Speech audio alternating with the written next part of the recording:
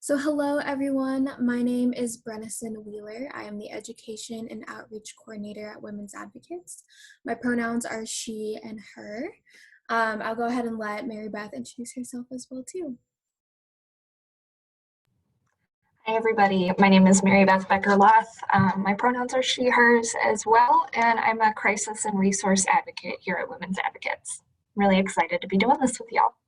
Wonderful. Thank you for being here with us.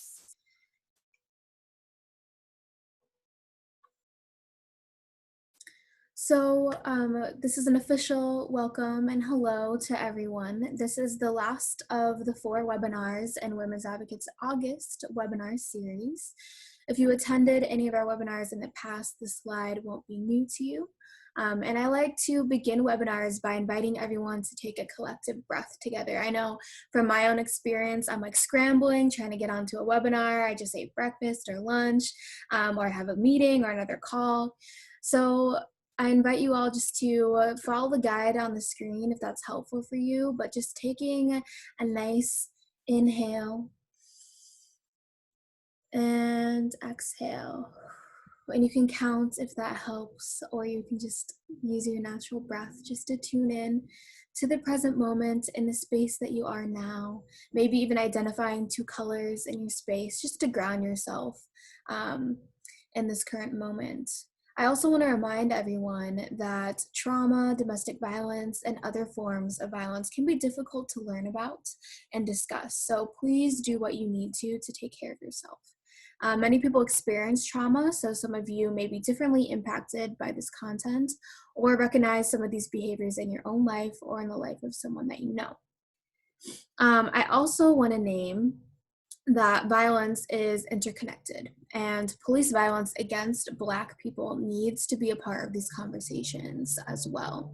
Today, people's capacity and emotional wellness may be impacted by learning about how the Wisconsin police shot Jacob Blake, a Black man, in the back 7 times this past Sunday in Kenosha. It's crucial for us to understand how this community trauma can potentially impact the Black, Indigenous survivors of color in general, and especially those who have experienced violence from the police themselves, and maybe even gun violence at the hands of their abuser. It's essential for us to continue to incorporate racial justice in our advocacy work.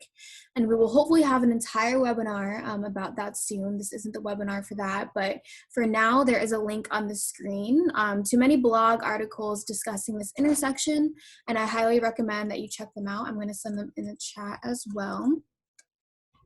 And lastly, on the slide, throughout the webinar, there will be a handful of polls to promote engagement with you all so it feels more like a conversation and that we can know a little bit more about your opinions and your experience.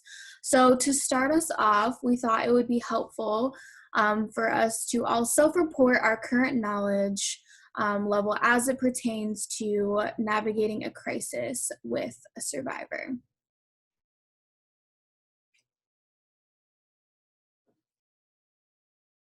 So give just a few moments for you all to submit what best describes your comfort level.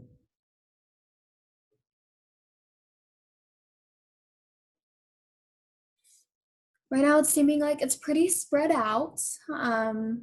We have about 39% saying somewhat comfortable, 26% saying comfortable, and then quite a few in the other categories as well. So it's always great to have a diverse set of experiences and groups. So I'm happy to know about that and to hear all of your contributions through the chat.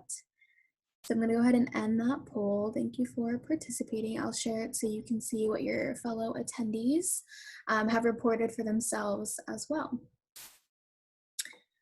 So advancing forward,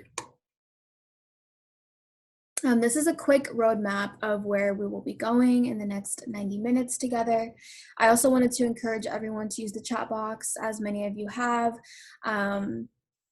to introduce yourselves, to also send in any comments, responses, stories, experiences, perspectives, or resources.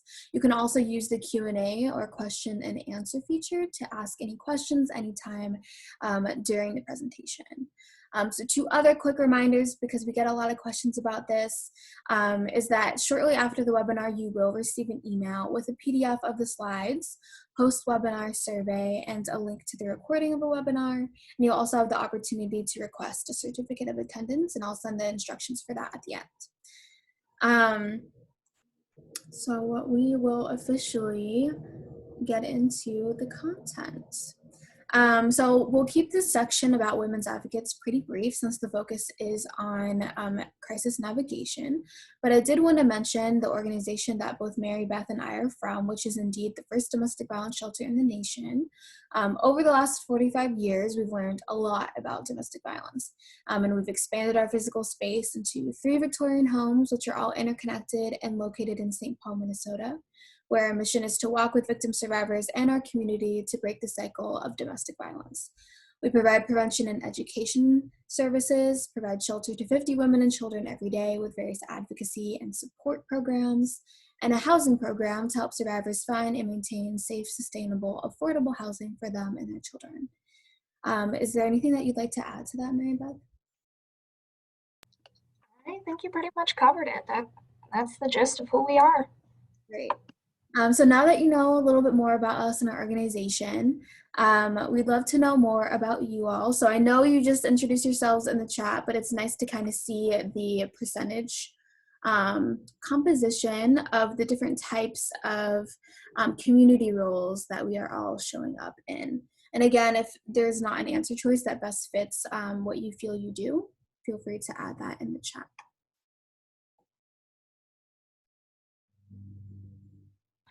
Oh, we also have a question in the Q&A about, do we know what month in 1972 we started doing our work? Our first night of shelter was in October of 1974, I believe. Was it 74 or 75? But we were a community outreach program for a couple of years before that, starting in 72. Don't have an exact month answer on when that started. But shelter began in October of 74. Yes. Okay, so it looks like predominantly social service providers, so social workers, case managers, and the like, and then domestic violence advocates, and then a couple in all the other categories as well. So thank you so much for being here. And we'll kick it off with, what do we mean when we say survivor? Yeah, all right. So we're all here because we want to learn about helping survivors in crisis. So who is a survivor? Your program could refer to people experiencing domestic abuse or intimate partner violence as clients, residents, victims, survivors, victim survivors, something else I've heard them called surthrivers, which I think is pretty fun. But for today, we're going to primarily use the term survivor to describe people in this experience. For our purposes, as a domestic violence shelter, survivors are people who have experienced or are currently experiencing a 24/7 pattern of power and control by someone they know and love. We know that there's no one way that a survivor looks or sounds, and it's really critical to understand that any of us could fall into that definition. Domestic violence doesn't care about race, sexual orientation, ability, religion, or socioeconomic status, although any of these could impact how easily it is to access support for domestic violence. But it could happen to anyone. And as service providers and advocates and everybody else in the community, it is important that we bring a sense of empathy and compassion to our work with survivors, because given the right set of circumstances, that could be us too. When we internalize the idea that survivors are people just like us and that we could be in that position too, we learn to treat survivors with empathy and humanity and compassion, exactly like we would want to be treated if domestic violence upended our lives. To that end, I also think it's really important to acknowledge that a lot of people become domestic violence advocates because they are survivors themselves. Survivors who become advocates are critical to this work and this movement. They know what works with survivors because they lived it, and they have a vast wealth of knowledge and personal experience that they bring to work every day. So if you're a survivor and an advocate who's in this webinar, I just want to say a massive thank you for everything that you've done, the strength and perspective that you provide. And I also want to encourage you to do whatever you need to take care of yourself during this webinar. Before we move on, I have one more thing. At Women's Advocates, our hotline advocates are not in the business of investigating or determining whether somebody has experienced domestic violence on the phone. There are programs who have an assessment process to determine whether somebody who's called has experienced domestic violence. And those assessments are really great for non-crisis situations, but when a caller is in crisis, the last thing they need is somebody questioning their survivorship. Generally, when a caller in crisis states that they've experienced domestic violence or have experienced it or are experiencing it, we assume that they're telling us the truth about their experience. All right, let's go. So Mary Beth just talked about what we mean when we're saying the word survivor throughout this webinar, and I think it's also really important for us to all kind of understand what we mean when we're saying domestic violence and also sexual violence as well. And when you see any kind of headline for things, especially now with COVID, you'll see domestic violence kind of described as like the silent killer or a hidden epidemic or a private struggle. And I want to acknowledge that domestic violence is very highly stigmatized and that people don't want to identify with it, and for a good reason, because it's scary and because of the way that people are treated when they do identify with being a survivor of domestic violence. So there's a lot of different connotations and associations that people have with it, and I think one of the first ways to be able to say it's not your fault that you're experiencing this, and that so many people, I'm not even going to name statistics right now because they're said to be increasing at this time as well. So even the 1 in 4, 1 in 3, all of those might be inaccurate right now. But regardless of the number, we know that domestic and sexual violence is very prevalent. And that being able to understand what it is and naming it is crucial for us to not stigmatize people who have experienced it. And I don't want to say normalize it because it's not something that people should experience, but it is something that people do experience, if that makes sense. And so in this definition, you'll see things that Mary Beth had already mentioned, things like this pattern of, power and control, and, it's intentional and it's systematic. It's not something that happens on accident.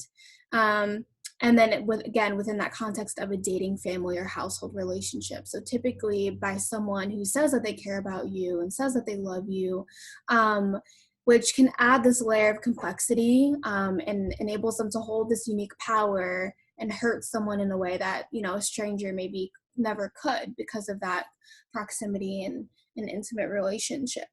And then going on to sexual violence, I thought it was important for us to include this definition as well because domestic violence and sexual violence are often siloed, right? They're put into these two separate categories that they don't coexist or they don't have anything to do with each other. And we know through research and through personal experience that they do. And not only are survivors, people who have experienced both of these in their lifetime, but that they are kind of operating and able to occur through similar circumstances and through similar societal and cultural beliefs and different aspects of the legal system, which is a whole other thing.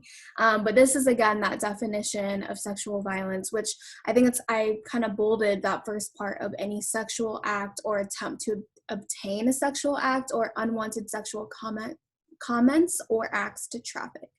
And so I think people have one visual or one word that they associate with what sexual violence is, and it's important for us to expand that definition so we don't exclude other people's stories that don't fit into our one story.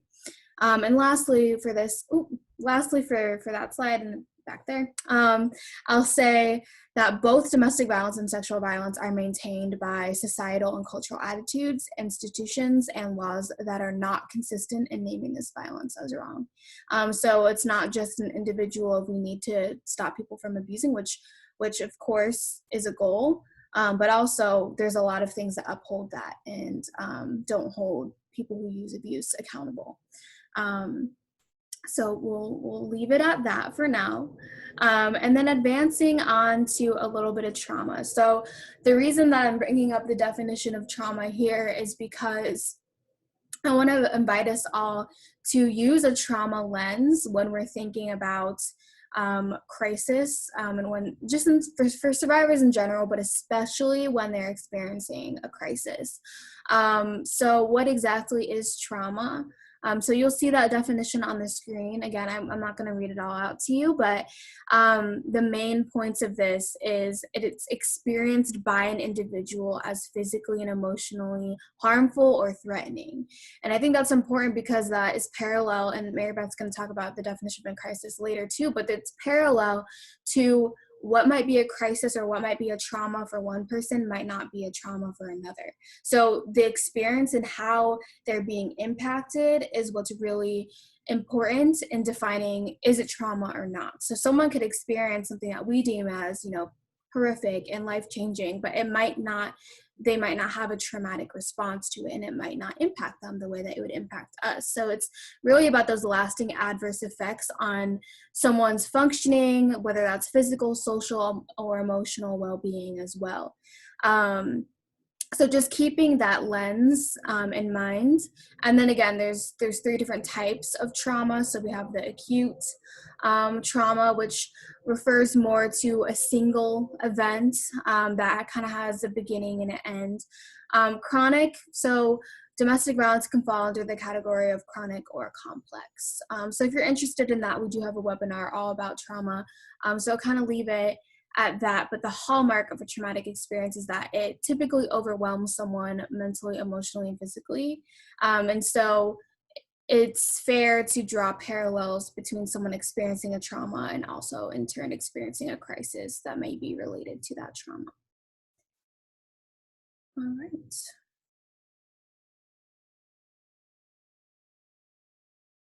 Oh, you're muted. Yep.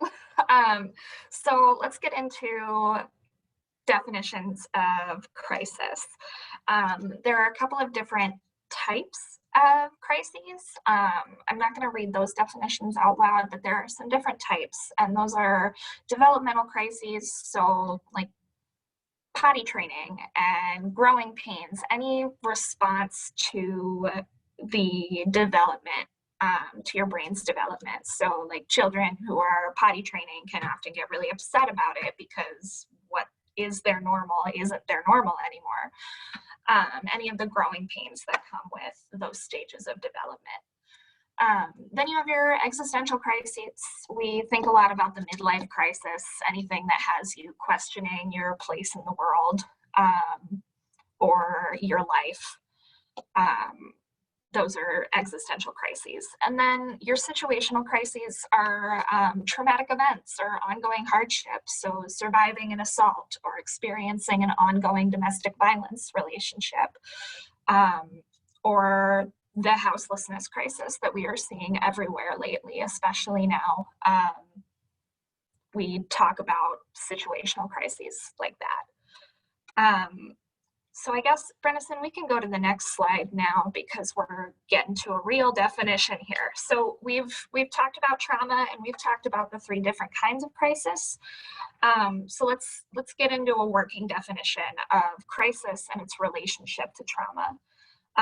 Trauma refers to the experience, to the upsetting event or situation that occurred or is in progress. And a crisis is a person's response to the traumatic situation or event. I really like the definition at the bottom from James and Gilliland, who describe crisis as a perception or experience of an event or situation as an intolerable difficulty that exceeds the person's current resources and coping mechanisms. I really like this definition because it recognizes that a crisis is what happens when your tools and coping mechanisms that you have are not enough to get you through what's going on. When your traditional methods of managing your feelings and your emotional responses fail or fall short, that's a crisis. For our purposes today, we're going to talk about crisis as a period of intense, escalated emotion in response to a traumatic event or experience. And when we're talking about crisis, it's important to remember, like Brenison said, everybody's going to experience trauma differently. Everybody's going to experience a crisis differently. Two people who experience the same traumatic event could have two wildly different emotional reactions to that event. One person might be deeply affected by it, and the other could be relatively unfazed. One could end up in crisis, and the other might not. We're all different, and we all have different life experiences, different privileges and oppressions, and different ways of seeing and moving through the world. So our responses to a traumatic event will be informed by all of that. And even if two people are in crisis after a shared traumatic event, if they experience the same trauma and are both in crisis, their behaviors are going to be wildly different because no two people handle intense emotions the same way. So to recap, crisis is an emotional response to a traumatic event. It does not look the same on everybody because no two people have the same ways of moving through the world. When we're working with survivors in crisis, we have to give up our preconceived notions of what a crisis might look like because everybody's different. The survivor is the person who names the crisis, who says, I am in a crisis, or this is what a crisis is to me. It's not our job to agree or disagree with their assessment of their experience. It's our job to walk with them through that experience.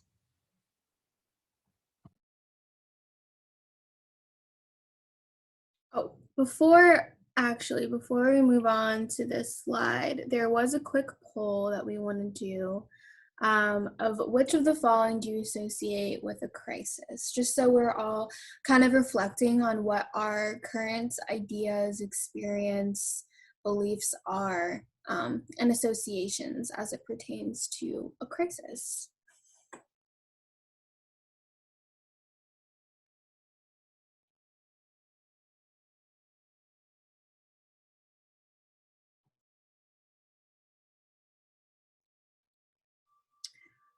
We're seeing anxiety as a really, really high one, which absolutely makes sense. And fear, unpredictable, inconsolable. Yeah, a lot of these. Yeah, and feel free to add anything in the chat if something else immediately comes to mind. Leah says all of them. Absolutely. Sam says, in my experience, it's anything very out of the norm for someone, right? Something that they're not used to, something they weren't expecting. Absolutely. Great. Thank you so much. PJ also says quiet, chatty, inappropriate combo subjects. Right. There's a lot of different ways that someone can show up in the middle of a crisis or as a result of a crisis. So I'll go ahead and share those with you all so you can see what other people have associated with crisis when they hear that word, because I think it's important to understand that and how also acknowledge how some things might be missing from our initial association. Abigail also says, couldn't trauma also be a consequence or a reaction to a crisis? Yes. So especially if it's a fun little cyclical thing because you have to have experienced some sort of traumatic or upsetting event to experience a crisis. There has to be something that sparks that crisis. But then if the crisis isn't handled well, that in itself can be re-traumatizing. So it's really important when we're working with survivors who are in crisis that we're going about it in a way that avoids re-traumatizing them, because yes, a crisis could end up as a traumatic event for somebody and they've experienced two traumas then. Absolutely. Thank you for adding that.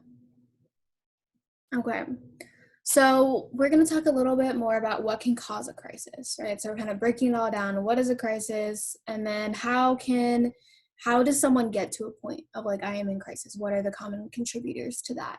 And so the first thing I kind of put at the top was that the safety is compromised. So when someone's safety, and I know for myself, when I don't feel safe, like my fight or flight kicks on, this is a crisis. I need to get to safety immediately. And so for survivors, that can be, they're identifying as my safety is compromised. It can not make sense to us, right? Because our brain picks up on different subtle things in other people's behaviors. So the thing about survivors is that they know someone who is being abusive, right? They know when they're about to be really angry. They know when they might be abusive. They know when things feel different. They know when, the difference between, okay, this person is going to be really mad at me, but if my life isn't currently in danger. But they know if they look at me a certain way, or if they do a certain thing in the house, or just different indicators of they've told me, they've threatened that they'll do this when they're done with me, or whatever the case is, their safety is compromised. So people sometimes might ask, like, why do you feel unsafe? And they might explain it, and to us it'll be like, oh, well, I'm not in your life, I'm not in your body, I don't know what that feels like, I don't know why that would make you so afraid. But again, as Mary Beth mentioned earlier, if they're telling you, my safety is compromised, their safety is compromised. And so that can be a reason for that as well. Again, a threatening situation, so that can be different forms of abuse showing up. That could be, someone taking out a ton of credit cards in someone's name of just like, they told me that they're going to deplete me of all my money, or that, that's a very scary situation because then they can't pay their rent, so there's a lot of different ways. It doesn't have to be a threat that says, I'm going to harm you in this amount of time. Sometimes it's what's unsaid, or what's not said is what's more scary. So again, if they feel threatened, it can show up in different ways, but absolutely one of the biggest indicators of is that I'm going to hurt you, I'm going to do this to you, I'm going to try to take your kids away. Like, that is all very threatening. And it can be verbal, it can be through email, it can be through text, it can be through social media. There's a lot of different platforms and ways that someone can receive that. So in receiving that threat that they perceive as threatening, that can spark a crisis, and for someone to be in crisis mode. So another thing is, again, as Mary Beth mentioned, coping ability and resources are thwarted. So say that, there's something that, and someone who's abusive like constantly does, of like maybe hiding the keys so they can't get to work, or just other things, and they know how to normally navigate it. And they're like, oh, I have these things in place, of I know what to do. But if who they normally go to for support, or different ways that they have navigated to difficult or abusive situations in the past, if those aren't available to them, then that can be a crisis, right? And so when we think about COVID, if some people really rely on support groups, right, and for a while it took a minute, to transition it to being virtual, that could spark a crisis, because they might be, stuck in a house or a home, wherever that is, where they don't feel safe, and where they normally go to feel seen and protected and loved is no longer available to them. That can make them feel like they're in crisis, right? So that's another example of something that can contribute to that. And then again, that unexpected occurrence. So someone in the chat already mentioned that as well, of if it's something outside of the norm. Maybe we hear from people who come to shelter of one of the biggest like disturbances and adjustments to shelter is that they don't have their routine. Like, even though they identified that it was no longer safe for them to be in wherever they were, there's still comfort in the familiar, right? And so when things are unfamiliar, that can be really scary. And then again, with that unexpected occurrence, it could be, they expected the person who's using abuse to like get home at a certain time, and they didn't, like, just things that fall out of that routine, as was stated earlier. Or yeah, so you can think of many other things. But again, other triggers. So there's a definition of what a trigger is by Neil Gaiman, and I like to read it because I think it's really encompassing. So triggers, they are the images or words or ideas that drop like trapdoors beneath us, throwing us out of our safe, sane world into a place much more dark and less welcoming. The past is not dead.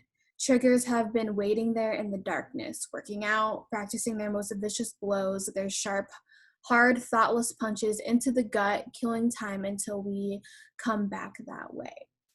So common triggers can be things like sounds, even smells, colors, movements, the way someone might move. Anniversaries are really huge too, of if something happened on a birthday, or just different associations with specific dates and specific, and like holidays or things like that. So that's something to be aware of if every year, someone that you're working with, a survivor. I'm going to add a quote to the chat. I'm seeing what people are saying. I'm going to add it so everyone can have it. But yeah, so once that, there's this analogy of why people even call it a trigger, right? Of once the trigger is pulled, the consequences burst open in us like a fragmenting bullet, bringing back all the physical feelings, all the emotions of an earlier trauma. So when people are experiencing a trigger or encountering a trigger, the thing that is misconceived is like in movies, you'll see a flashback, like they'll be back, and there's like all these memories and everything's making sense. But when someone's triggered, there's not a cohesive like storyline in their brain, right? Like they're experiencing emotions and they feel like they're back in that place, but it's not all a coherent story like you may see in a movie. So it comes up in these like fragmented ways of just like flashes of remembering things and feelings and vision or visuals. So again, it can return the body back to that fight, flight, or freeze reaction. That's really common to traumatic reactions and experiences. So in the chat, I would like to invite you all to write what else could cause a survivor to be in crisis. So it could just be an idea, it could be an experience of someone that you've worked with that you feel like I didn't mention, or that you really want to highlight that I've already mentioned, of what can contribute to someone being in a crisis. Again, because our experiences are different, so what we might constitute as a crisis might be different for others. Katie says financial abuse, withholding money and financial resources, purposely placing the survivor in debt to make them feel stuck. Absolutely, yeah. Next month, we're gonna have a whole webinar about the manipulative use of, money and finances, so absolutely. A smell trigger, codependency can also be a crisis, change of atmosphere, certain smell. Absolutely. Okay, well, you can continue to think of other things and add them in the chat if you would like. Seeing someone else in crisis. Yeah, that's a really big one too. Thank you for bringing that up, Leah. Especially with children or other people in the home, or even as we were talking about earlier, seeing all these videos of Black people being harmed, being killed, like that is very traumatic. And seeing that can be a trigger in and of itself, of they identify with that person for whatever reason, and it makes them feel unsafe as well. Chrissy says an abuser being released from jail. Yes, I didn't even mention that. Thank you for that. Or prison after a long period of time, of feeling safe and secure, the unknown and lack of control of where the abuser is now located. That was a big thing during COVID of survivors not knowing, because they were releasing a lot of people who were in jail because of COVID, and not notifying people who may have had protective orders. And so that can be of already living in a state of uncertainty with a global pandemic, having to worry about, okay, now someone that I thought was away from me can now knows where I live or knows where I work, and that can be really scary. Were you going to add something, Mary Beth? Yeah, I was just thinking about a lot of states have that victim information notification phone line that'll like text you or call you if your offender is being released anytime soon, which is a great tool, but also it has been acting up lately. I've been working with people who have gotten like 10 different texts from the victim information notification line saying their abuser's about to be released. And they thought that he was getting out like 10 years from now. And so they've called me in a panic, like, oh my God, he's out. Like, what do we do? But it was just a glitch in the notification system. So that caused this crisis. Like this survivor was like, I don't know what I'm going to do. I don't know where I'm going to go. I was talking her through this crisis and trying to safety plan. Okay, well, what can you do? Where can you go? And it was just a glitch. Yeah, there are a lot of, I think, abuser releases, and incarceration has created a lot of opportunities for crisis lately.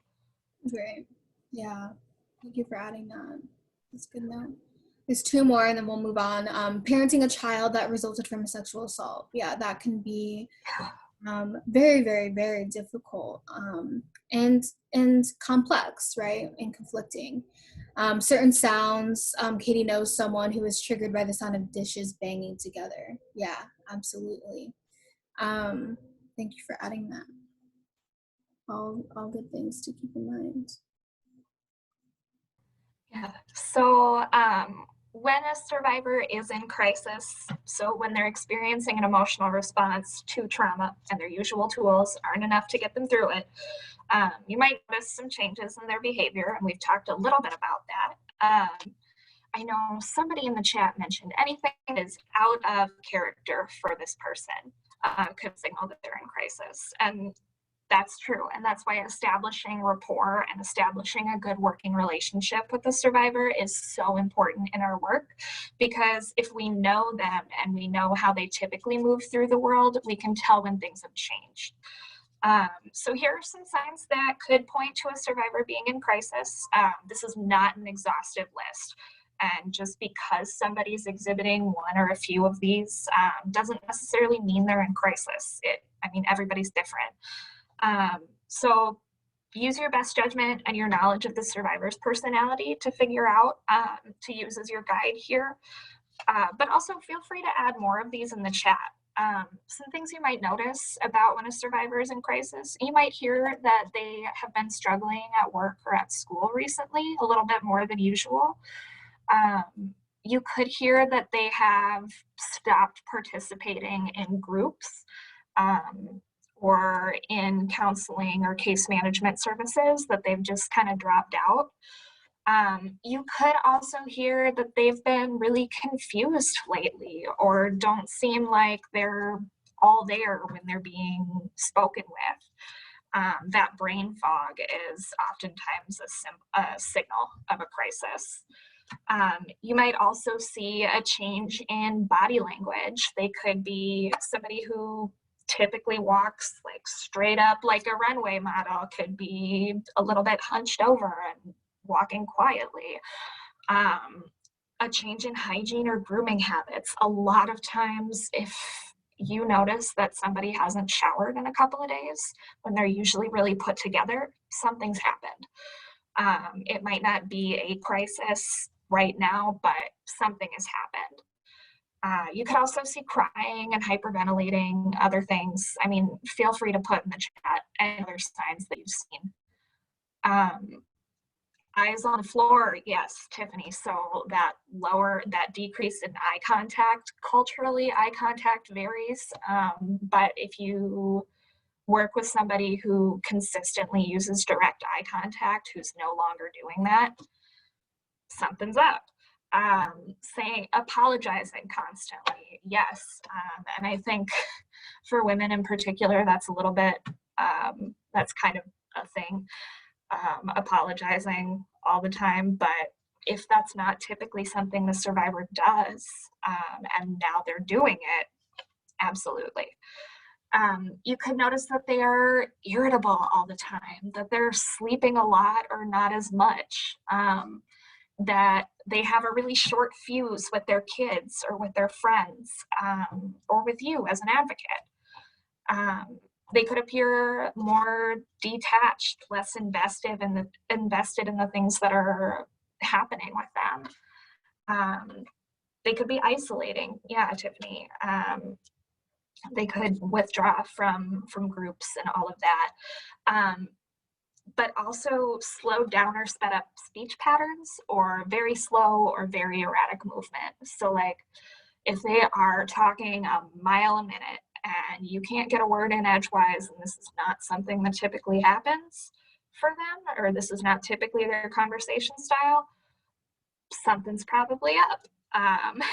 If they're talking really slowly and you have to pull the words out of them, that could be a sign too.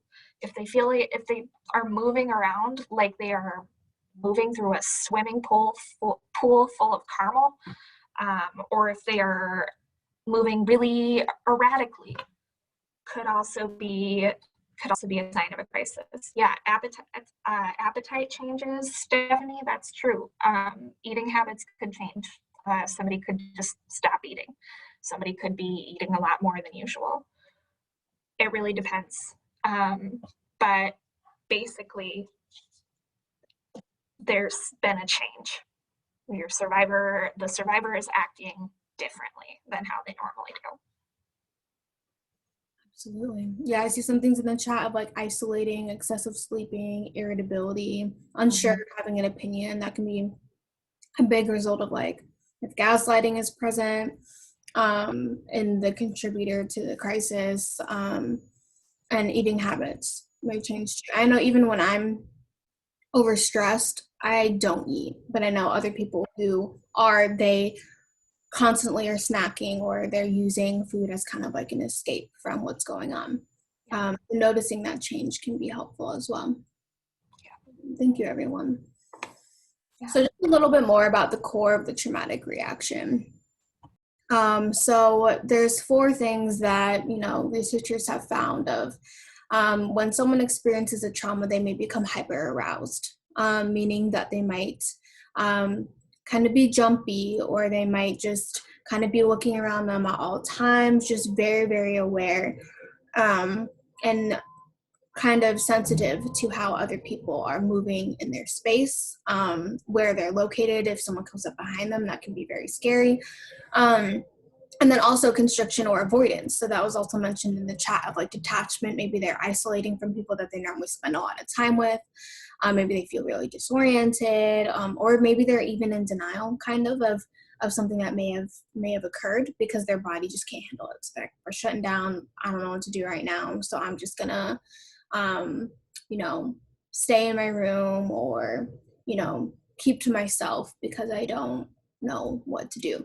Then a dissociation can be, a lot of different things. It can feel dissociated from who you are as a person and your body. You can feel disconnected from your body. It could be a part of your body, not your entire body, just like depending on whatever the situation is. If someone harmed your legs or things and you feel like you can't move that certain body part, that's a dissociation if your brain's not communicating to like the motor neurons in that part of your body.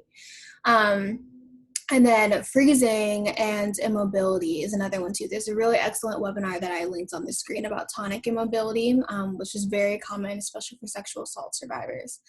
But again, that freezing of like your nervous system's break is just pumping, and it doesn't.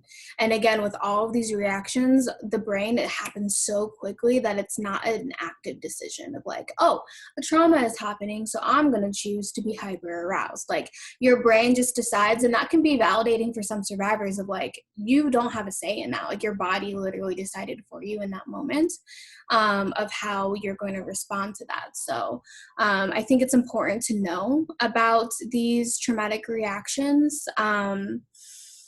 And so I'm going to add this poll if you'd like to share, if you've worked with people or you yourself, what do you feel like, which traumatic reactions you either identify with the most or have you seen in others?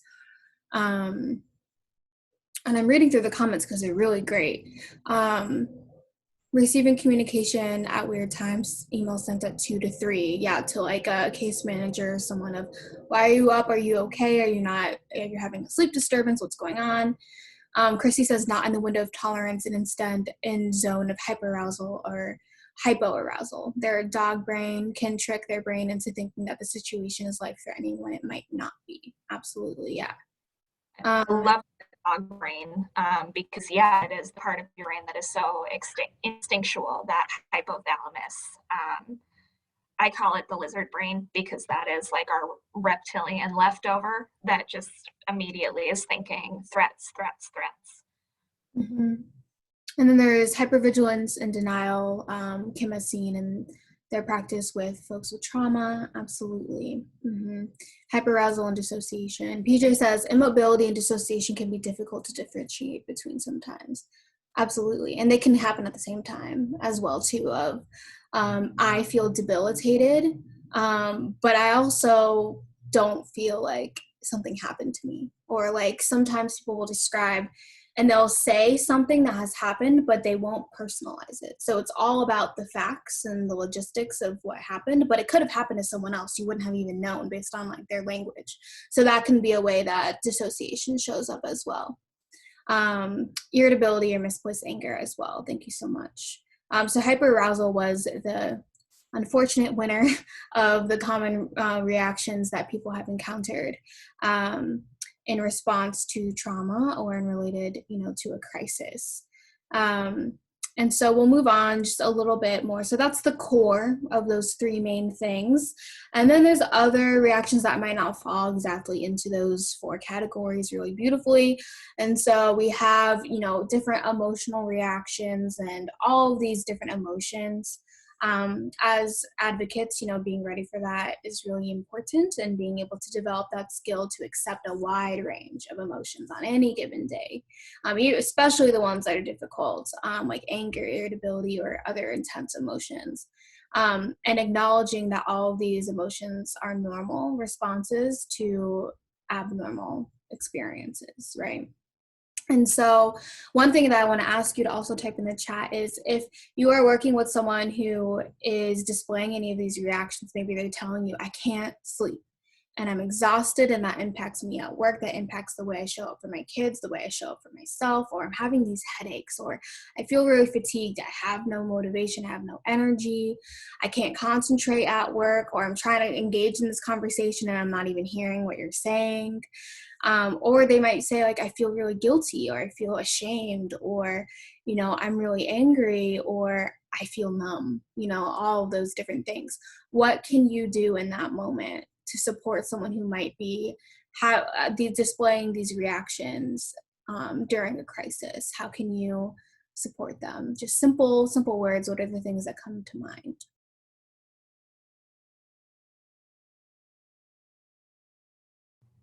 Validation, Christy says. Yes, saying, I'm loving how many people are saying validate, because yes, I think when you are experiencing traumatic reaction or traumatic responses, you think, oh God, my brain is broken. Why am I having problems making decisions? Why am I getting sick all the time? Why am I tired and angry? And you think something's wrong with your brain, but it's important to tell survivors who are experiencing that like, this is your brain surviving.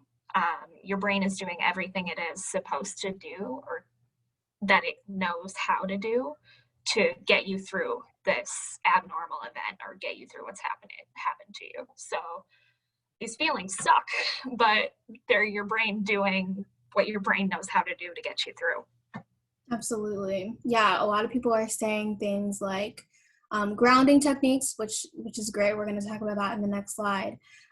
Even saying, I understand, would you like some water, hot drink? Providing choices can help with agency, appreciation and respect, understanding, empathy, normalize, taking care of basic needs. Yeah, sometimes that's overlooked of like, do you need to use the restroom? Like, when's the last time you went to the bathroom? Like, validate their feelings and emotions, let them talk. Yeah, that empathetic listening is huge, and not just saying, okay, you're in a crisis, let me fix it. Let's get to it right away. I'm not even going to listen to what you need and what you're saying because I'm going to fix you. Not the most productive approach. There's another comment from Triana. I hope I pronounced that correctly.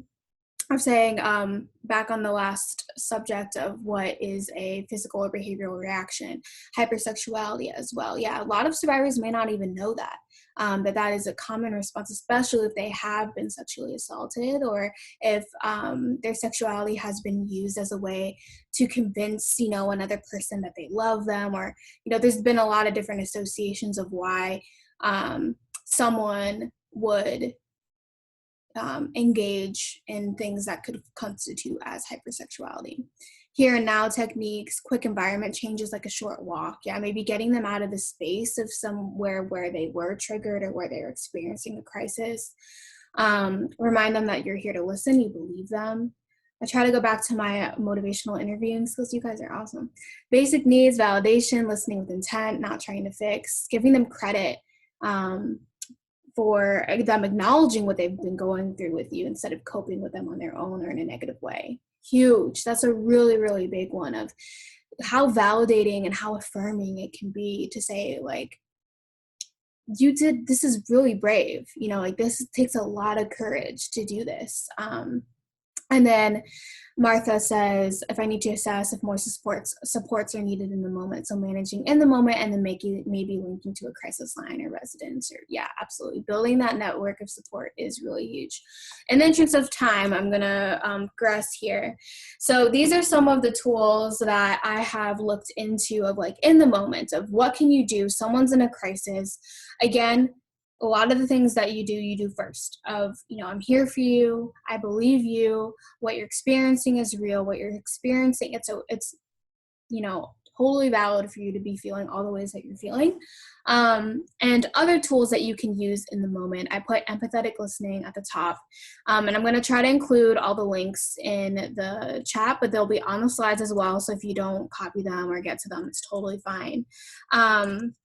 But this is about empathetic listening. Oh, there we go. And so with empathetic listening, the listener lets the speaker know, I understand your problem and how you feel about it. I'm interested in what you're saying and I'm not judging you, right? That's the core of empathetic listening. The listener unmistakably conveys this message through words and nonverbal behaviors, including body language. So in doing so, the listener encourages the speaker to fully express themselves free of interruption, criticism, or being told what to do. So it's neither advisable nor necessary for someone to agree with the speaker, even when asked to do so, right? Because what matters more is how that person is feeling. And it's usually sufficient, let the person who's speaking know, I understand you and I'm interested in being a resource to help you resolve this problem. So that link has a lot of really great information of like empathetic listening, which sometimes, especially a lot of us are in this field because we're helpers, right? We want to fix the solution. We want them to stop feeling so terrible and so scared and so fearful. But being there first and holding space for that is really, really important. Other people in the chat mentioned grounding techniques. So these are really essential as well. And this link that I'm going to send out has like 3 different categories. So there's physical techniques, mental techniques, and soothing techniques as well. And so there's 30 total on this list, so you can totally look into that. Relatedly is mindfulness. So that really talks about intentional presence, right? So when someone's in a crisis, the world's kind of just happening to them. It feels out of control. It feels like they have no say. And being able to be intentional and be mindful and experience things and be in their body and like feel what's happening can be really powerful and important as well. So I'm going to include that link in the chat as well. And then someone mentioned motivational interviewing. Oh my gosh, this was one of the coolest things that I looked into about paralleling, trauma-informed advocacy to motivational interviewing. And we don't have time for this today, but some of the foundational processes of this is engaging, focusing, evoking, and planning. And we kind of talk about that later on in the webinar. But again, in the interest of time, we're going to kind of move along here. But lastly, I wanted to provide a resource for safety assessment tools, which depending on your role and your position, you might have different requirements for these things. You might already have a procedure in place. So this is the domestic violence safety assessment tool. And so you can look through that and see if any of those, checklists are helpful. So it's just an extra tool and resource for you all. Okay. So enough about that. We're gonna move on. Try to get through all the material. All right, so let's talk some common goals of crisis advocacy and crisis intervention. So when you are working with a survivor in crisis, whether you're doing that in person or over the phone, you have to make it clear to the survivor that you two are working towards these goals together. You're doing it as a team. You're working towards self-determination, physical safety, and emotional safety. You'll notice that self-determination comes first here. And that's because when we're working with survivors in crisis, we need to work to center their agency and self-determination before anything else. There have been times that the anti-violence movement has prioritized safety over self-determination, kind of working from the idea that, well, if we make a survivor safe, then she can increase her own self-determination. But that's not always how it happens. Instead of a product of safety, we think of self-determination now as a necessary precondition to safety. Advocates can work to strengthen people's self-determination so that survivors can empower themselves and create safety for themselves. So we are working with the survivor towards self-determination as the means and safety and empowerment as the ends. All of the information on self-determination over safety comes from the Northwest Network of LGBTQ plus survivors, which is an advocacy organization in Seattle that has a number of really good trainings on agency and self-determination and assessments. So if you want to learn more about that, I would definitely check out the Northwest Network. We've got some links to sources up in the corner of the slide. So let's take a look at next. Oh, I think we missed a slide. I think there's one. Oh, there's one about in-person crises. Oh no, did we lose that slide? I think we might have. I can pull it up. Okay, cool. Thank you. Sometimes that happens. Yeah, I don't want to get you into after an in-person crisis when we haven't even talked about what to do during. There we go.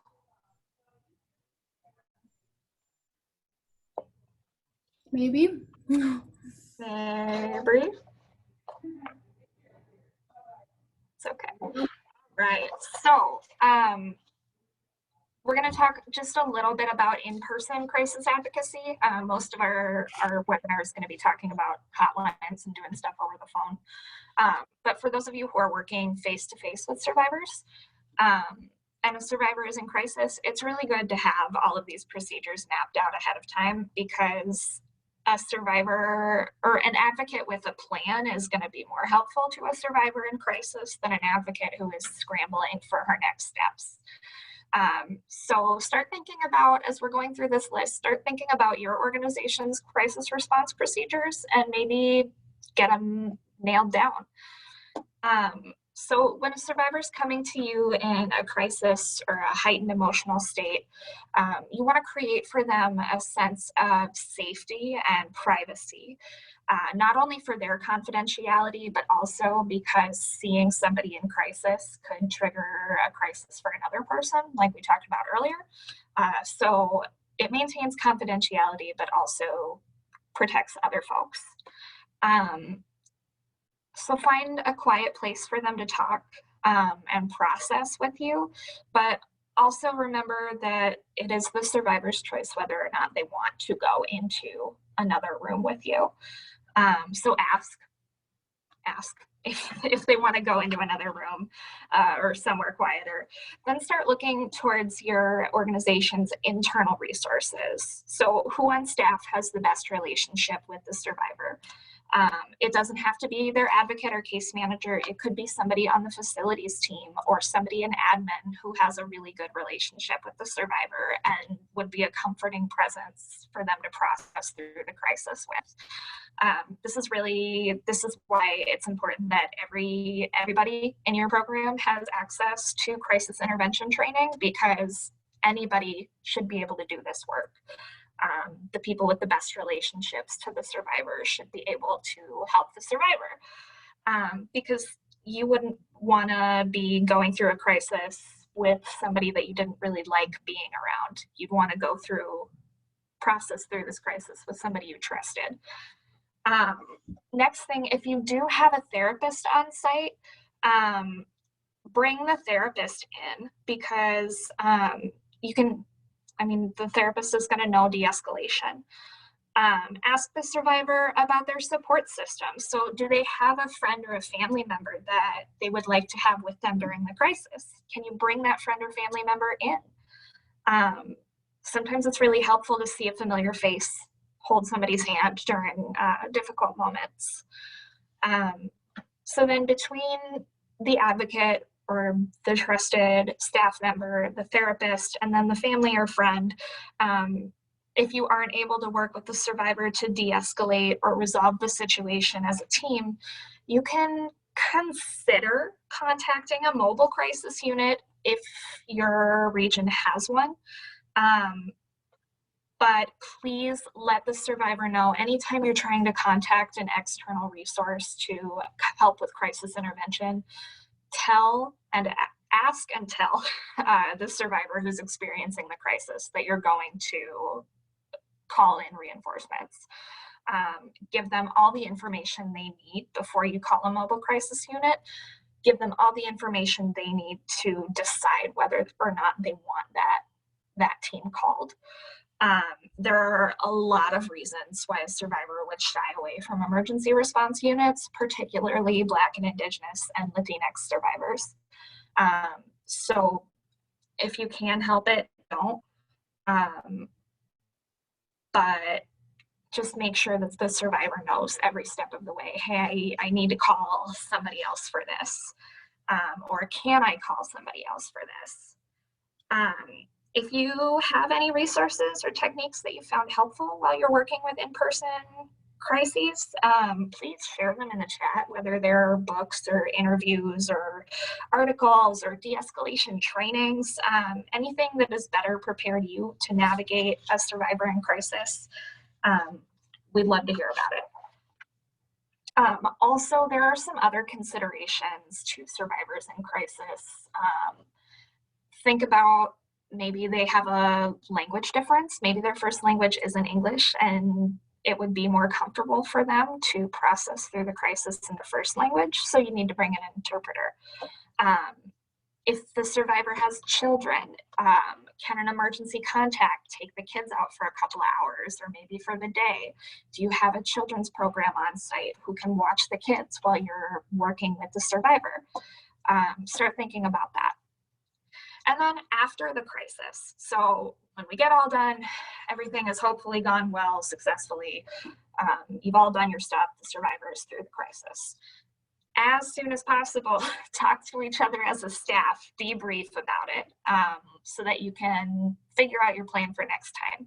Talk about what worked, what didn't, what struggles you had, process your feelings together and share your observations. And ask, now that it's over, what would you have done differently, if anything? It's really, debrief is essential because it helps us process through any vicarious trauma that we might be carrying as a result. But it also helps us figure out what works best as we're navigating our crisis intervention processes. And then afterwards, after the crisis, not immediately after, but after a day or two, connect with the survivor. Check in, ask how they're doing. Do they feel like they're more prepared? If something like this were to happen again, do they feel more prepared now to handle it themselves? Did they feel like they were respected and heard during the crisis intervention? what is their view, what's their assessment of how staff were able to help them through the crisis. Because the survivor's evaluation of our work is really the one that matters. All right. So that was in person. We're going to spend some time on crisis calls because that's where my expertise lies. So I'm a crisis and resource advocate, and every day I field calls from other advocates, from service providers, from concerned friends and family, from survivors themselves. And we have two types of calls. We have the shelter calls, which are pretty straightforward. Do you have space? And we also have crisis information calls, which is kind of a catch-all term for anything that's not a shelter call. The shelter calls, like I said, are pretty straightforward. I mean, either we have space at shelter or we don't. But although requests for shelter start to sound the same after a while, everybody calling for space has made a really courageous and humbling decision to ask a stranger on the phone for a place to stay. We have to hold space for that. And some of them are actively in crisis when they're calling. And so it takes a little bit of time to de-escalate enough to hear them clearly on the phone. And we have to hold space for callers who are calling us actively in crisis, even if they are our 10th shelter request of the hour, because every call for shelter is somebody having one of the worst days of their life. We have to be sensitive to that. We just have to. And then the crisis information calls, the ones that aren't plain old shelter requests, can really vary. They could be from service providers or advocates or concerned parties who are calling for a friend. They could be people looking for a quick phone number or protective orders, but often they are survivors who have recently experienced an assault or a DV incident, and they need emotional support, resources, and safety planning. So on the slide, you've got a couple examples of the types of calls that we're getting every day. Crisis intervention could actually happen for any one of these questions. It just depends on the situation. So, all right, and then, so who's on the other end of the crisis call? If you are calling our crisis hotline, which is 651-227-8284, you are connecting to a crisis resource advocate. That's what we're called here, but other places will just call us hotline advocates, but what we really are resource collectors. We are the people who are always looking for new programs to share with the people who need them. We're always connecting victim survivors with different kinds of supportive services that are accessible and culturally relevant. And there's no standardized training that churns out ready-to-work hotline advocates. So we come from a variety of backgrounds. Some of us have lived experience as survivors, some of us don't. Some of us have related degrees in the field, but some of us don't.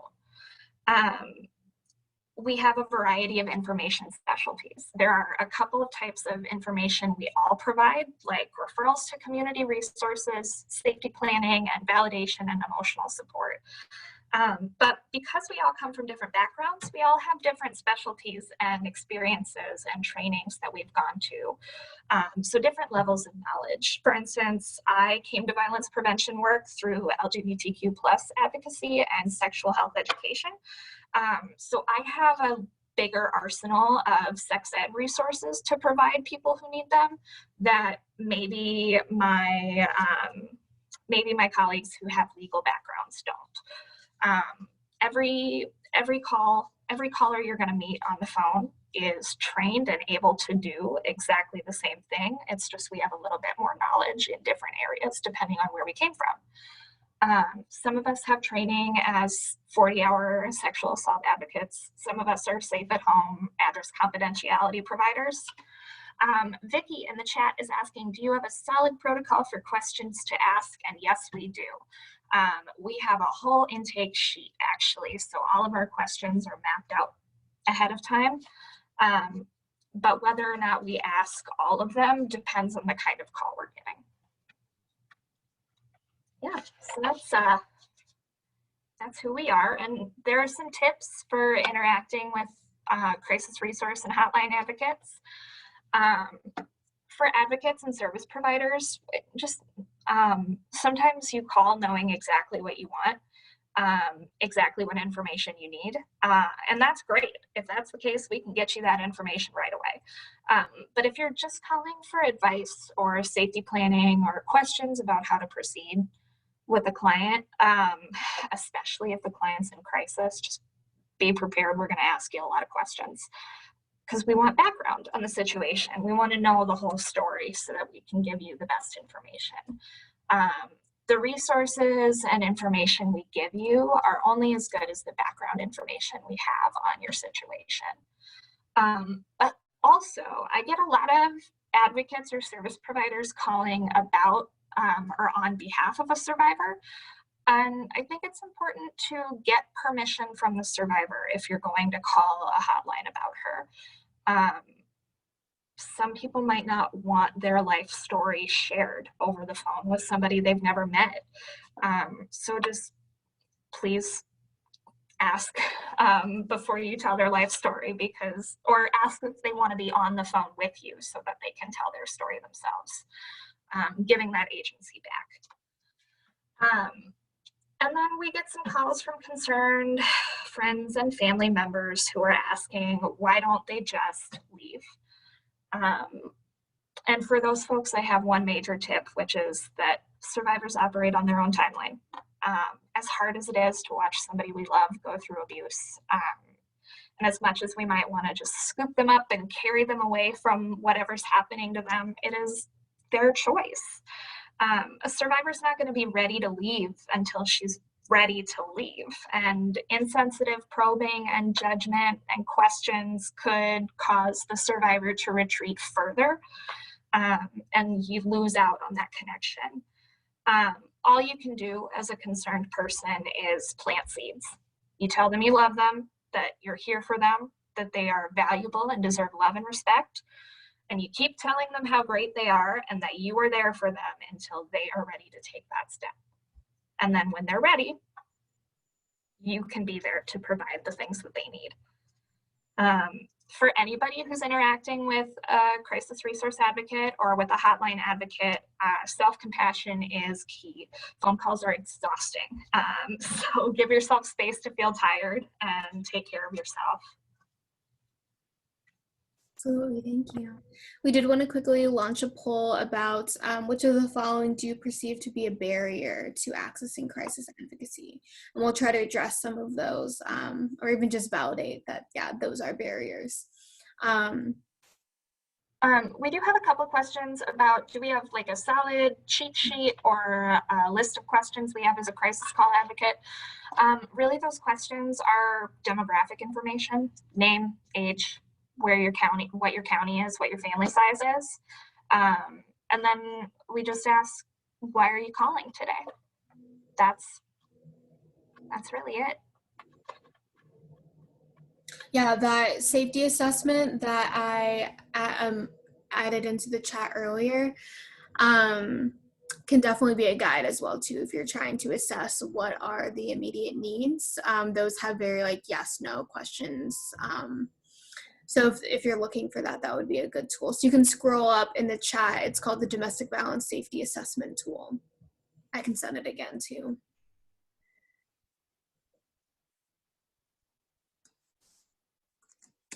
And it looks like people are saying, I'm going to end the poll, fear of abuser finding out being like one of the #1 barriers to receiving crisis advocacy. Yeah, that's a big threat of if you try to leave or try to tell someone, things are going to be worse. So that's absolutely a very real barrier, and it's up to the survivor to decide if knowing that information, if they still want to seek crisis advocacy, and they can be sometimes supported if they do end up going to a shelter or somewhere that might promote more physical safety with having locks and cameras and like maybe not knowing where the location is. So that might be one way of kind of mitigating that barrier. Another one that a lot of you reported was not even knowing who to call. right? So that's a really, really big one. And we've been working on that, especially with our social media presence and also in our community, sending out safety resource crews to just include our crisis line number anywhere, coffee shops, grocery stores, wherever people are. We want people to know that you can reach out and that you can call. And we'll talk about this later. We also have a live chat feature too. And then again, believing it won't make a difference or that it's not worth it is another really big concern too, and not knowing what to expect if you call. Is there anything you want to add for any of these, Mary Beth, before we move on? I don't think so. Yeah, if you don't know where to call, just start by calling us. We'll point you in the right direction. Mm-hmm. Thanks. All right.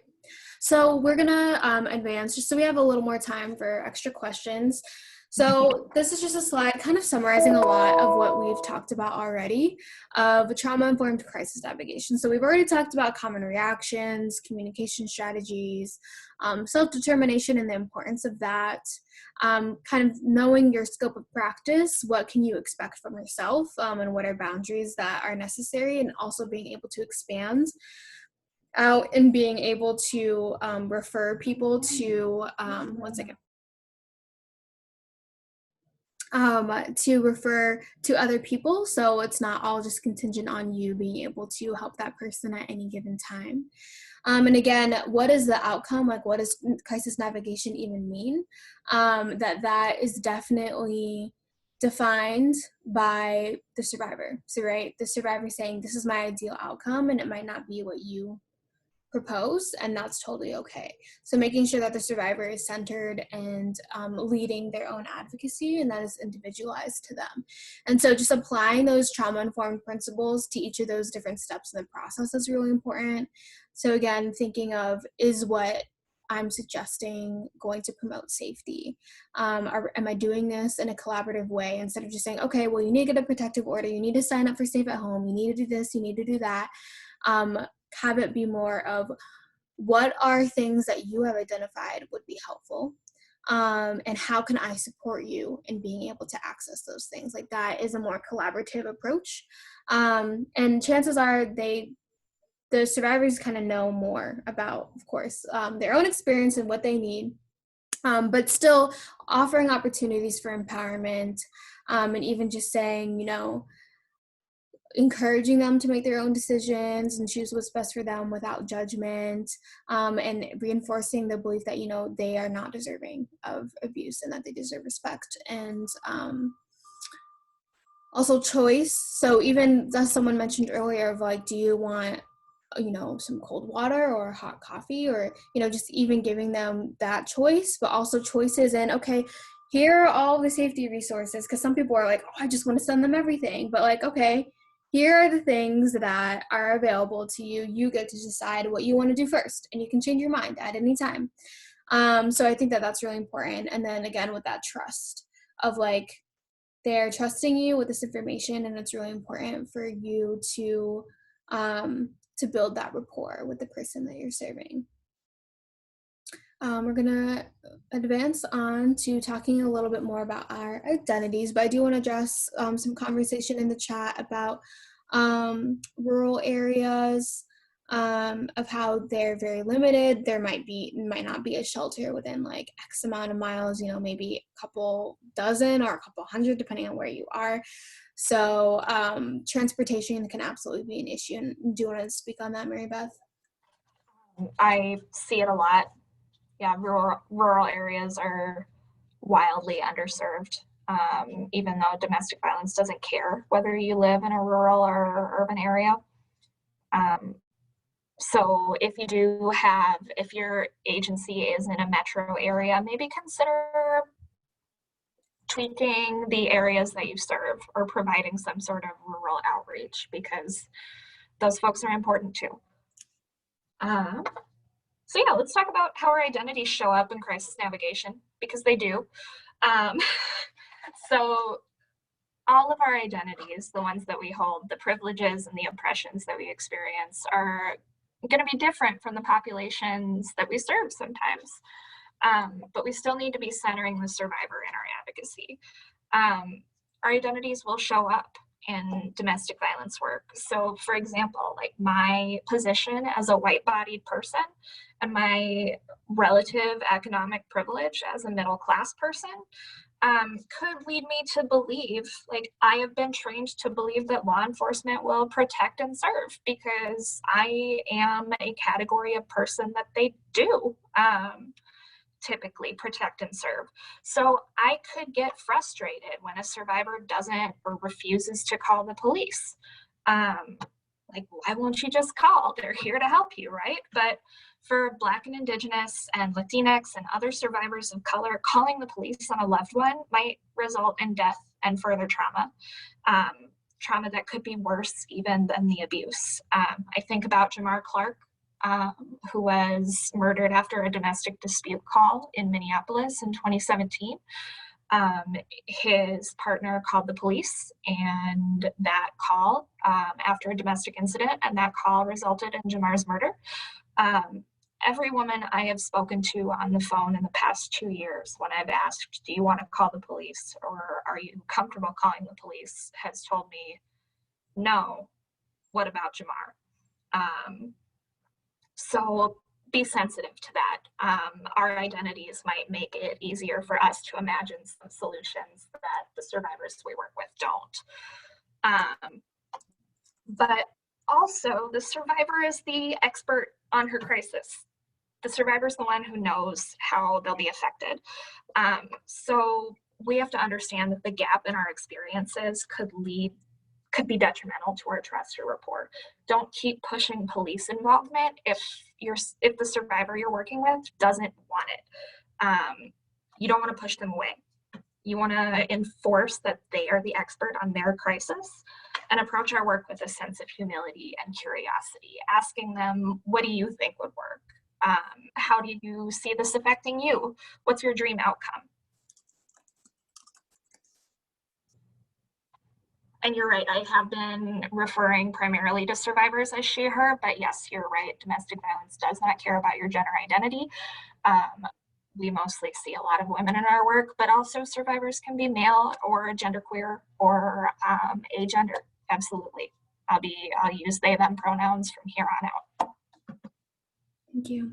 Yeah, so as far as the social identity wheel, this is just a tool if you want to practice kind of writing out what your identities are. So again, with that self-awareness, being able to say, you know, this is how I show up, these are the identities that I hold, and then just thinking a little critically about the people that you work with and how their identity wheel might be different, and then the identities that they rank as what they think about the most often, what they think about the least often, all of those things might differ in their own experiences and inform the decisions that they make. So just being aware of that can be really helpful. And I know when I've done that activity, it's been very eye-opening to also compare to other advocates who are also doing this work in the way that we are similar and also different. Okay, so moving on to some more similar to what we were just talking about. Yeah, so our identities are going to show up when we're working with survivors in crisis. They just are. As advocates, we kind of think of ourselves sometimes as fixers, as we know the answer to this problem and we are going to solve it right now. But that assumes that we are the expert on the situation, and we're not.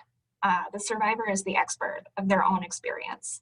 And so we have to approach our work with humility and with curiosity, and we have to get rid of that ego that tells us I'm the only person that can fix this, or I have a degree, so I know how to fix this. So we have to engage curiously with the parts of ourselves that bristle when our understanding of a survivor's situation is different from theirs. So we have to try to understand if we think we know the best course of action for a survivor and the survivor is telling us, no, really, this is the best course of action, and we disagree, let's interrogate that. Ask the survivor, okay, so you've been really clear with me what you think your best option is.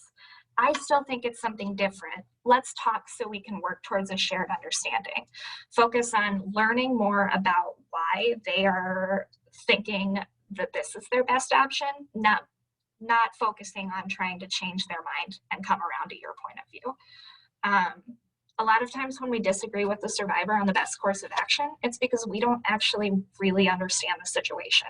So we have to learn as much as we can, so that we know what's going on and we can respond. There's also some frustration that happens when survivors change their safety plan again or their course of action again. As advocates, we can get really frustrated, like, oh man, I wish you would just stick to one thing, quit changing your mind. But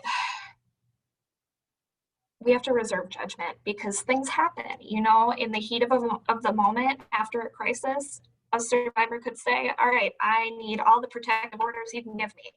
And then a couple weeks later, when the reality sets in and the protective order won't pay the bills and the kids need their other parent and all of that, they could decide to drop those orders. And ask why always, but reserve judgment so that you're not burning a bridge. You want to be navigating the crises together, with curiosity and with creativity. So if a protective order is not going to be what they're looking for, what else might do? What else might do some good for them? We have to be creative and curious. We need to ask questions to see the whole situation, to see as much of the survivor's perspective as possible, because they are the experts.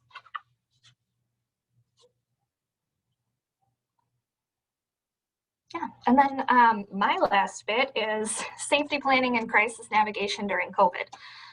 So we all know that COVID has turned everything upside down, especially the domestic violence world.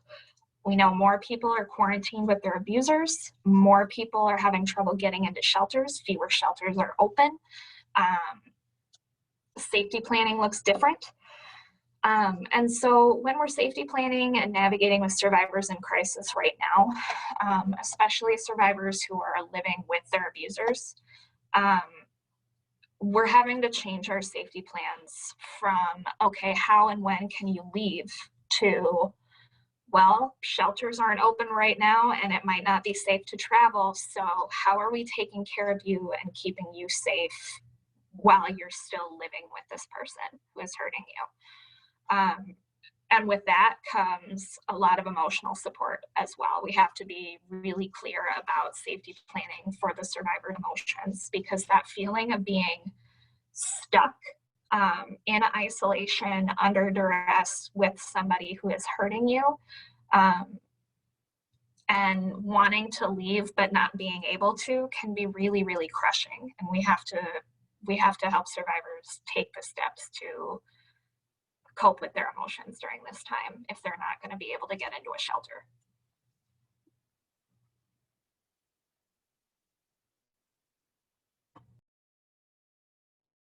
So adding on to that, this was already mentioned, so again, and we're almost at time. So just as a reminder, safety plans should be individualized, as we've discussed, realistic for survivors' situation, and also practical. You don't want to hand them like a book or like a 12-page document or something that they're never going to use. It's really helpful for it to just be like a front and a back. Revisit it frequently. Make sure that the safety plan actually addresses their fears and their concerns. And let them know it's always open for revisions, as Mary Beth mentioned earlier, and that it's shared with one other person at least. So just in case they lose it or they forget it or they don't know where it is, that someone else that they trust also has access to it. And then kind of a sample procedure was a little bit of like identifying the safety plan that might make the most sense. So there's different ones depending on age, gender, ability, and other identities. So at the top here, I added a safety planning for deaf survivors. So there's a lot of different considerations with that. And then also asking the survivor if it would be helpful for them to even create a plan to promote their safety. So don't just assume like, oh, well, we need to create a safety plan. Maybe that won't be helpful for them and how they operate in their life. So asking them if it would. And if they say yes, you can let them know what you had in mind, let them know that they can choose whatever part of it is helpful for them. And they get to choose and design their own plan for their unique situation. And that you can just use the topics on the plan as prompts to discuss safety considerations. It doesn't have to be a worksheet. It can be used however. If no, you can tell them how to access safety planning resources if they later decide that they would like assistance with creating a plan. So again, a crisis line number, you can send them Women's Advocates or the National Domestic Violence Hotline, or even Googling interactive safety guides to safety planning. So things like Love is Respect or the hotline, they have really great resources for that as well. And then similarly to what Mary Beth mentioned of the importance of emotional safety, we have a lot of emotional safety plans. So these are some screenshots of different resources that we have, and they're all accessible at this link that I'm going to send in the chat, including like self-care plans, emotional safety. The bottom one there is for kids. You can kind of tell by the handwriting. So there's a lot of different considerations to keep in mind depending on who you're working with. And then again, if you need help or you're just like, the survivor needs to talk to someone, you can call our crisis line, but also we have a live chat. So especially in the world of COVID, it might not be safe for them to call because the person who's abusive might be in the other room hearing that person. So recommend that the survivor calls. Recommend that the survivor chats. So can go on a private browser, do the live chat. We have an emergency exit button on the website as well. So if you have any questions, even you're an advocate and you have a question, you don't have to disclose information to get help. So Mary Beth did mention of the information that they do get the demographic, but if they call and just say, I need advice, they don't have to tell what their race is or all that stuff. So just want to make that clear.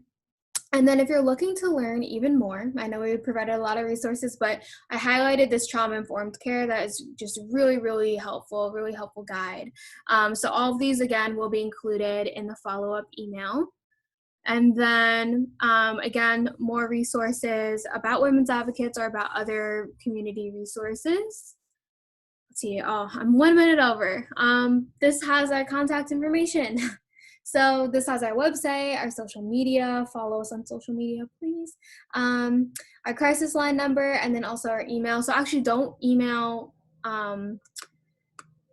B. Wheeler. So if you want a certificate of attendance, email outreach@WAdvocate. So I'm going to send that in the chat. So we are sending out certificates of attendance as usual. And then tune in and register for our September webinars if you'd like. So you can check those out, see if you are interested in any of the topics. But I just want to say a huge thank you to everyone for being here. Sorry it was a little rushed. I always forget when there's two people, we just have a lot to say, and everyone was really amazing with their contributions in the chat, and we wanted to just make sure that we were engaging in that way too. And again, when you exit out of the webinar, you will be directed to a survey. So let us know what you liked, let us know what you want to see in the future, how we can improve. And I do know we've gotten a couple of people who said that they want evening webinars. So next month, we're going to try it out and do 6 p.m. Central US time. So yes, everyone's saying thank you so much. And huge thank you for Mary Beth for sharing her expertise and knowledge on this subject of how to support survivors. And you'll, again, receive all the resources and the slides and the recording in the follow-up email. So I'm going to stop the recording now, but